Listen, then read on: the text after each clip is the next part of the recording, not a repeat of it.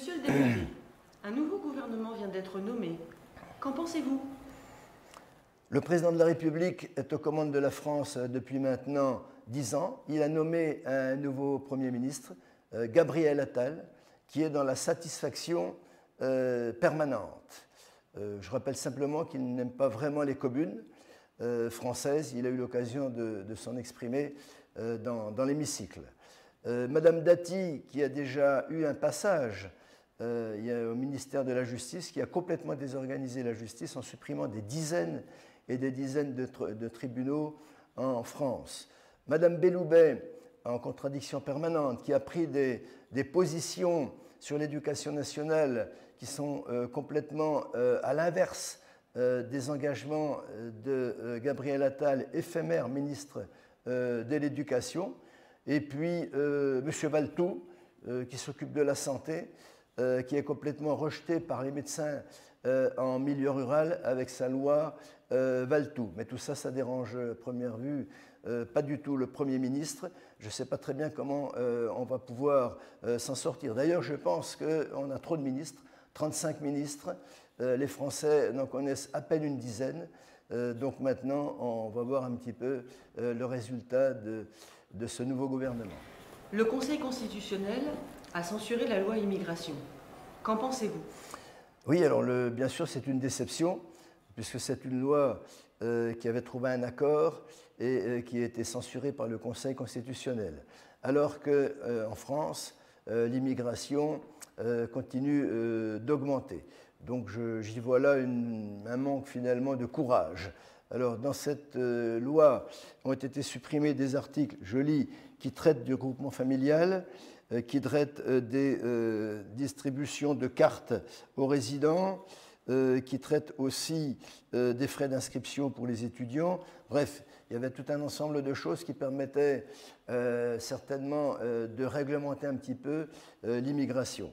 Alors, d'où notre demande, nous, républicains, de dire qu'il faudrait une révision de la Constitution, sinon on va pas s'en sortir, hein, on n'arrivera pas à faire changer les choses telles qu'elles sont aujourd'hui. Il faut rappeler aussi que, grosso modo, 60%, 70% même des Français étaient pour une loi qui réglemente l'immigration.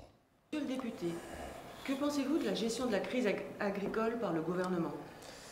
J'en pense pas du bien, puisque dès la fin 2023, les agriculteurs avaient prévenu en expliquant qu'en France, dans tous les domaines, et plus particulièrement dans le domaine agricole, on marchait sur la tête avec leur opération de panneaux retournés.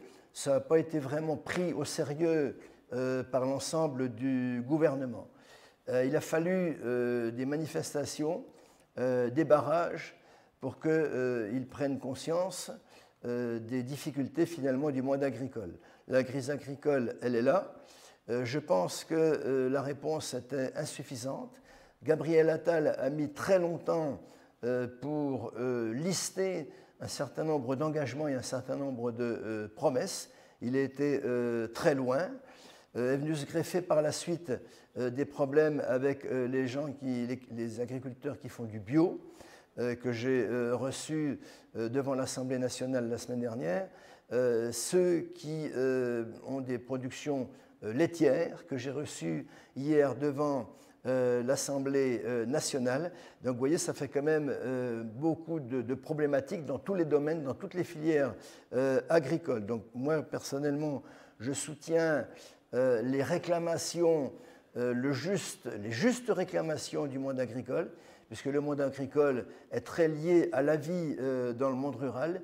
Il ne demande pas la lune, il demande à pouvoir, ils l'ont expliqué, être rémunérés en fonction de leur travail, ce qui n'est pas le cas aujourd'hui. Alors, la semaine prochaine, dans 10 jours, on va tous se retrouver au salon de l'agriculture. J'espère qu'entre-temps, le gouvernement sera rentré dans le dossier à fond avec des réponses concrètes. Monsieur le député, en conclusion, que souhaitez-vous ajouter?